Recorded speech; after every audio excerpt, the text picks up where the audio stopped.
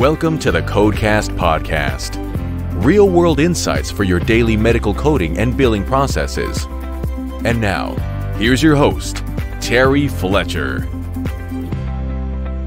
Hello, everyone, and welcome to the Codecast podcast today. My name is Terry Fletcher. This is episode 94 today, and as of today, we are at 71,288 listeners. Thank you so much. Want to shout out and say hi to Ken and Matthew and Benoit. I appreciate your feedback. So today's topic comes in two parts. Since the 2020 ICD-10 CM and PCS codes are effective October 1st, I thought I'd give you some updates on that. And just to clarify the difference between ICD-10 CM and ICD-10 PCS, the CM is for diagnosis coding. So that's the clinical modification. That's what we use as professional coders. The hospital coders use it as well, but that's really what we focus on as professional coders as far as looking at diagnosis coding for the ICD-10. The PCS, that's the procedural coding system for IPPS. That means the inpatient payment system. And so that's how they code from an inpatient perspective. I don't do procedural coding from an inpatient perspective. I do it for ASCs and for outpatient facility, but I don't do it for inpatient. So we're going to focus on the ICD-10 CM. But I wanted to give you a little bit of a rundown of what to expect for the new code year.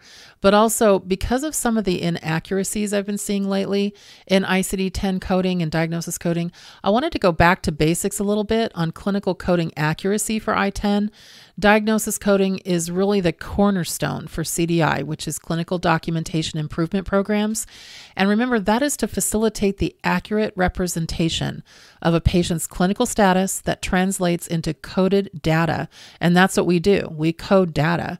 And that data is then translated into quality reporting, physician report cards, reimbursement, public health data, disease tracking and trending, and basically our billing. So we can't get paid without good ICD-10 coding, and doctors can't get a good report card without good information, and the Centers for Disease Control can't get good population health information without, again, good documentation when it comes to the ICD-10. Now, CDI, Clinical Documentation Improvement, has also been referred to as Clinical Documentation Integrity because the record has to not only be accurate, but it has to not just be coded on the best way to get paid. It has to be coded based on the best, most accurate diagnosis for when the patient's encounters for. And if that's done, the money will come. So we want to always make sure we put the integrity of the claim first. I want to give you the new codes first and just kind of what you're looking at for 2020. And it does become effective October 1st. Remember, the CPT codes are effective January 1st that's like a calendar year for them. And then we look at ICD-10 codes, those are effective from October 1st of the current year until September 30th of the next year. So it's helpful to have some of that information available to you right away so that you can implement it within your practice. And when we look at some of this information, there are some terminology issues that I just want to clarify for you so that you're accurate in your coding and understanding of some of the updates for ICD-10. So this is truly a Codecast today. But the Codecast today is also brought to you by Victoria Selman, Amazon and New York Times bestselling author. Check out Blood for Blood and Nothing to Lose, VictoriaSelmanAuthor.com. Also find her as a co-host on Crime Girl Gang, True Crime Podcast on iTunes and YouTube, and ICD-10Monitor.com. Check out the latest articles, updates, and coding information on ICD-10Monitor.com and sign up for Talk 10 Tuesday, their national broadcast. Okay, so let's take a look at the coding updates for 2020 for ICD-10. Can you believe we're actually talking about 2020 in August? I teach a ICD-10 webinar next week for cardiology and GI. And it's amazing to me just how quickly these are coming to fruition. I have another one that's coming up in September as well. But when things start in October, you've got to be, that's only 6 weeks out. So we have to be on top of things. So CMS has provided ICD-10 coding updates for the fiscal year beginning October 1st, 2019 and ending September 30th, 2020. So 5 takeaways that we have from the published codes is, first of all, they say that they're for discharges and patient encounters taking place in the fiscal year 2020. And again, that does start on October 1st of this year. There are 72,184 ICD-10 CM codes for fiscal year 2020 as compared to 71,932 for fiscal year 2019. And this is also put out by the American Health Information Association, so AHIMA, so they're very much on top of this. So for fiscal year 2020, there were 273 codes were added, 21 codes were deleted, and 30 codes were revised. But I want to talk to you about the word deleted and revised just so you know what you're looking at, because I don't want you to delete them from your hard drive or from your system. That would just cause so much of a mess. You have no idea. So think of it, for example, because this becomes effective in a fiscal year.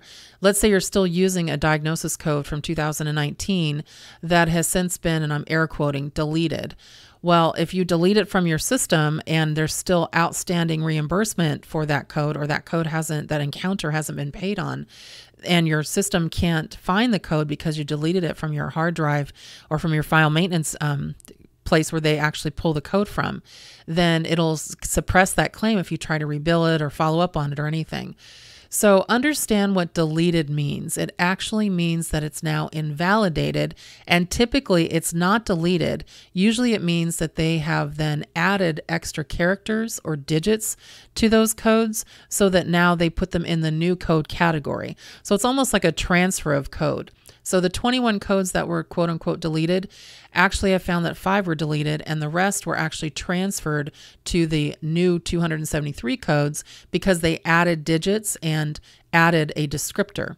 So I think it's a little bit of a fallacy when they say deleted. They just should say invalid, meaning the code itself is still available for a title code, but it's not available as a reportable code because now it has extra characters or extra digits. Typically, it's because they want to add either a specified or unspecified or a laterality situation. So we just want to keep that in mind, and I'll give you some examples of where that happens. Revised codes. Okay, revised codes are really tough. I don't know if you've looked at your revised codes list ever, but you might have to read it a couple of times, just go, where is the revision? Sometimes the revision is just in a one word that is either added or taken out, or it could be a semicolon or a period just to change the meaning of the word, or it could be in a parenthetical item within a code. So for example, and it'll say now revised from and to, which has been very helpful because then you can compare. They didn't used to do that. They used to say revised codes and they just give you a list and you're just like, okay, but I don't know what it used to say unless I go back and pull my last year book. So it's nice when they give out this list from the CDC that they actually put the old code format and then what the new language description is. So an example, I-70.238, that's the atherosclerosis of the native arteries of right leg with ulceration of other part of lower right leg. Well, apparently you don't need to say right leg twice because they revised it to same code, atherosclerosis of native arteries of right leg with ulceration of other part of lower leg. So basically somebody says, okay, can you stop saying right? So the revision here was just they took out the second right because it was already there. It was basically redundant. And then another one that was revised was for COPD. So what that is chronic obstructive pulmonary disease, J44.0. And that code says with acute lower respiratory infection. Okay, well, it's been revised to say J44.0, chronic obstructive pulmonary disease with, and they put in parentheses, acute lower respiratory infection. What that means is that if it's documented as acute, you can use this. If it isn't, you can make the assumption that it is acute. So whether it's acute or not, if it's in parentheses, it means if you see it, yes, this is acute, this is a reference, but it doesn't have to be to still get the COPD on that. And so there's not always a good direction on that. So when you see that type of revision, I just wanted you to be aware of what you were looking at. So among the added codes for fiscal year 2020, what you're looking at here would be adenosine, dreaminase deficiency, unspecified, severe combined immunodeficiency due to adenosine dreaminase deficiency. But what they did, these codes, they say they were added. Well, they were kind of added. They took out the unspecified and added actually codes that were a little bit more specific. So they added codes that had extra digits to the D813.0, 0.1, 0.2, and 0.9 now. And so when you see some of those added codes, you can see that there's a change in the characters as well. Also, when it comes to those changes, they really focused on congenital malformation syndromes, predominantly associated with short stature, and then they added some congenital foot surgery diagnoses as well. So the 21 deletions for invalid standalone codes for the fiscal year. So when I mentioned the adenosine deaminase ADA deficiency, the D813 is what they said was deleted. Again, it was actually just revised in the number, or I should say additional numbers, to add the 0, the 1, the 2, and the 9. So always look at that, because I just don't want you to take things out because you may be already using some of those codes. Now, every once in a while on the deletion list, you'll see something that almost doesn't make sense, because ICD-10 is supposed to be that much more specific than I-9 was. So for example, vertigo, they took out right ear, left ear, bilateral, and unspecified ear, and added in H814 just as vertigo of central origin. So they must feel that it's not specified to the ear, it's just central origin between the ears. So I was surprised they took out the specificity on that. One of the categories that I deal with quite a bit is persistent atrial fibrillation. So they took out I48.1 and added 2 extra digits. I48.11 is long-standing persistent atrial fibrillation, and then I48.19, other persistent atrial fibrillation. Same with chronic AFib. They changed the I48.2 to I48.20 for chronic AFib unspecified, and then I48.21 to permanent atrial fibrillation. So just know that there's some updates there that are going to make a big difference. And then some congenital codes when it comes to the deformities of the feet, and that's in the Q66 series. They start at 660 and go all the way down to 669. Specifically here, let's say a congenital deformity of feet unspecified was now changed, and they call it an add, to Q669.0.1.2, the first one unspecified foot, then right foot, then left foot. So for this one, they added back in the laterality. A couple of things in the T code section. T code is injury too, but it also is a secondary diagnosis that can help explain the total health picture on the patient. So we had codes T67XXA, which whenever you have a numerical digit in the 5 or 6 spot, it means that they're saving that for a numerical digit at some point when they want to update the code. And they did. So these codes were for heat stroke and sunstroke, initial encounter, subsequent encounter, and sequela, which is a late effect. Well, they've taken out those codes and updated them to T6701XA, heat stroke and sunstroke, initial encounter, and then they do have subsequent and sequela. And then they have T67.2XA and so on, exertional heat stroke, initial, subsequent, and sequela. And then T6709XA, other heat stroke and sunstroke, initial encounter, subsequent, and sequela. So look in that section of the T codes, because you will also find some interesting information there. Okay, so I wanted to talk to you about the integrity of the ICD-10 in the way that I just want to go back to basics a little bit, because clinical coding accuracy from an ICD-10 perspective continues to be critical to revenue cycle, data integrity, disease management, etc. So we want to always be participants in that from a clinical coding perspective if we can. I know sometimes coders sometimes hear out there from non-coding professionals that clinical coding is just easy and simple because all you have to do is look up a code in the code book. Well, that's not necessarily true. As coding professionals, we are taught that for ICD-10-CM diagnostic coding, one must use both the alphabetical and the tabular list of the classification system in order to identify and assign a code within all healthcare settings. And not only do we have the code book, but we also have the ICD-10 official guidelines for coding and reporting, and that's the direct descriptors of the conventions within the section 1 of the code guidelines. I don't know if you're aware of that, but a lot of these directions when it comes to coding and how to code. On the very first page of the reporting guidelines, it says these guidelines are a set of rules that have been developed to accompany and complement the official conventions and instructions provided within the ICD-10 CM itself. The instructions and conventions of the classification take precedence over the guidelines, and then these guidelines are based on the coding and sequencing instructions in the tabular list and alphabetical index, but provide additional instruction. Adherence to the guidelines when assigning ICD-10 CM diagnosis codes is required under Health Insurance Portability and Accountability Act. That's HIPAA.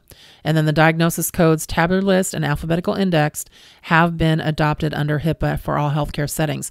And I don't know about you, but I'm going to give you a pet peeve right now. I've had some people contact me, usually offshore from doing some things for them. And I get a little bit, I want to help everybody in the world, not just in the country. And so I do appreciate some of the contact I'm getting from different parts of the country. And I also know that's 20% of my Codecast, where I have people all over the country, from Afghanistan, from India, from Canada, from you name it, Australia. Everybody's out there. So I do appreciate everybody from every walks of life, everybody who's looking at this. But if you're going to inquiry and you're going to ask for something, make sure that you know what you're talking about from an American standpoint. So when you give an acronym for HIPAA, it's HIPAA, not HIPPA, which I get all the time. It's kind of like emailing me a question, and my name in my email address, I've said this before, is Terry Fletcher, Terry. If you email me to my email address and then ask me a question and you say Teri or Terri, there's nothing worse to me. It's like putting the hair on the back of my neck up, because you're not paying attention. Paying attention to detail, let's go back to our professionalism podcast, is huge, especially in healthcare. And if you come off like a non-expert, or you're sending information that it just has one thing that's not accurate, not saying that this is not about knowledge or about education. That's what I'm here for, to help you learn. But when you come off as an expert, or you're coming off asking questions and you're throwing out acronyms that do not have any kind of validity, that's when it becomes a problem. Or when you are asking questions that I would say should be something that even a basic person should know that is in the industry. So be careful with some of the conventions that you may be seeing or putting out there. If you don't actually know it, ask questions, figure out what it is, because these conventions and some of the formats and structures within these categories, these characters, you need to be accurate, because it's the integrity of the documentation that's at stake here. And it takes knowledge, skill, and continual learning to be a coding professional and to code accurately. It's not something that you just learn overnight. And coding professionals must read the wording in the conventions carefully to fully grasp the directions and impact on coding selection. So sometimes reading through the conventions multiple times is needed. And then you need to take the steps to accurately code from a diagnosis perspective to make sure that you can achieve accurate coding. You're following detailed steps and processes beyond simply checking the alpha and tabular index that's required. So use these guidelines. Let me see if I can help you here. So once a diagnosis, disease, or condition is identified, use the ICD-10 alphabetical index, words and terminology that's listed in the alphabetical order. So the main term is in bold type and listed on the far left. Locate the main term and check for any non-essential modifiers. What that is that applies to subterms following any main term, except when a non-essential modifier and a sub-entry are mutually exclusive. The sub-entry takes precedence, so it's usually indented to the right.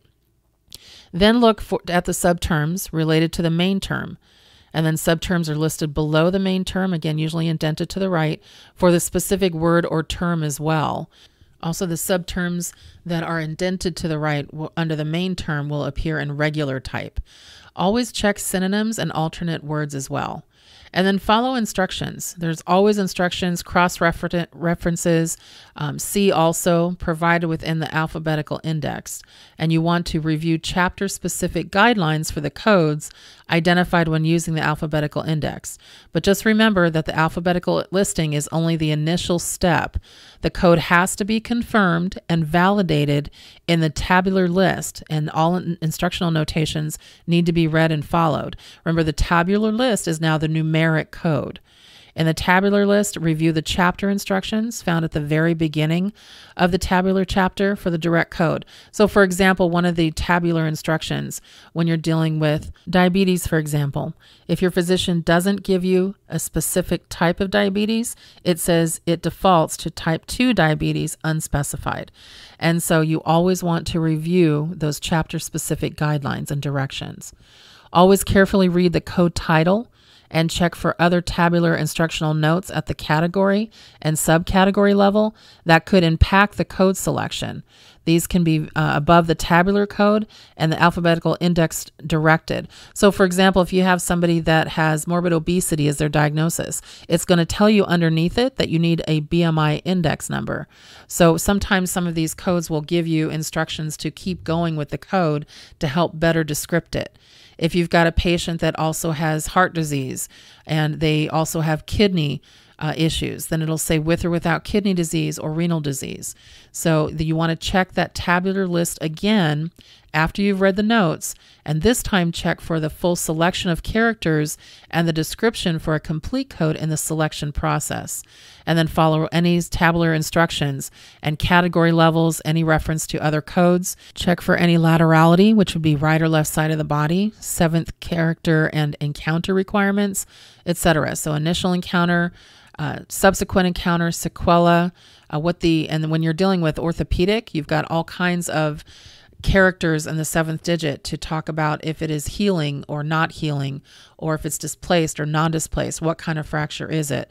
And so that is an important further review. And also check AHA, Coding Clinic Guidelines. That's the American Hospital Association. They basically put out their specific guidance as far as how to code for certain things.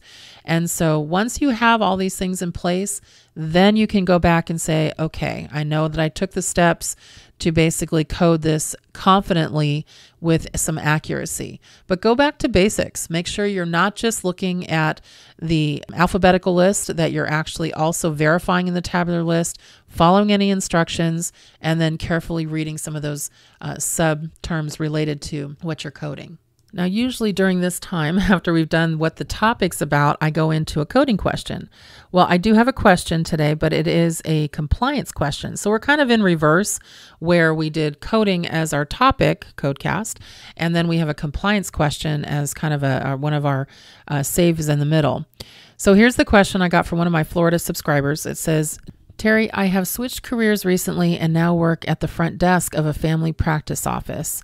I'm not sure of what's appropriate or legal behavior for the waiting room in terms of HIPAA and privacy. So for example, is it really okay to have a patient sign-in sheet at the desk and call out the patient's names when there's an exam room open for them? Actually, this is something that I had to research a few years ago, because when HIPAA really got crazy and everybody went, oh my gosh, you can't even talk the patient's name or leave them a message at home, it's more about disclosing their medical condition. So yes, it's actually okay, says the U.S. Department of Health and Human Services, Office for Civil Rights, the OCR. They quoted this. They said the HIPAA privacy rule, HIPAA, explicitly permits the incidental disclosures that may result from this practice. For example, when other patients in a waiting room hear the identity of a person whose name is called or see the other patient names on a sign-in sheet, that's okay, but you need to have certain common sense safeguards in place too. For example, don't announce the reason of the patient's visit. So you cannot say, Sally Johnson, exam room 1 is available for your breast exam appointment, or require it on your practice sign-in sheet. The patient's name alone is not in violation of HIPAA. So that's something that comes up quite a bit. It'd be just like leaving a patient a message at home saying that your test result for your lumpectomy came back positive. You can't do that. You can say, can you please call our office? We need to talk to you about a test result. Or can you just please call our office? I probably wouldn't even put the test result in there. So HIPAA privacy rules definitely are something you have to adhere to about not disclosing patient information, but just the incidental calling of a patient name to come back to the room. Usually it's helpful if you could just call the first name, and then if there's duplicate patients, then go ahead and say the last name. So you should be okay on that. Today's coding question is brought to you by DCHIMA4. The District of Columbia Health Information Management Association is an affiliate of AHIMA, Washington, D.C., DCHIMA.org. So my personal tidbit this week is about a TV show I just started watching. It's called The Good Fight. It actually streams live on CBS. It's something, I don't know if any of you watched The Good Wife a few years ago, but I love watching that show, and then it ended after about 5 years. But if you like legal dramas that are based in reality, they have 3 seasons out. It streams on CBS app. I watch it on my iPad at work. But make sure that you also check out CBS on TV because they're replaying it over again. But it is awesome. Great writing. It's so funny, but it's not funny in a stupid humor way. I don't like stupid humor. It's funny because you can't believe they're actually saying some things that they're saying. But it's a really good show, really well written, and it is a legal drama. So I love legal dramas. Not only do I just read them, but I like to watch them as well. So a lot of court cases, a lot of court battles, and just funny stuff. You're just like, they're seriously going to court over that. So anyway, hopefully you'll check it out. Again, it's called The Good Fight. So hope everybody makes it a great day today. And until next time, thank you again for listening to the Codecast podcast. For more information on medical coding, billing, auditing, and compliance, including how to hire Terry, follow Terry on Twitter at TerryCoder1 or visit her website at www.terryfletcher.net. Podcast producer Joe Kuzma. Music producer Dassassin Music.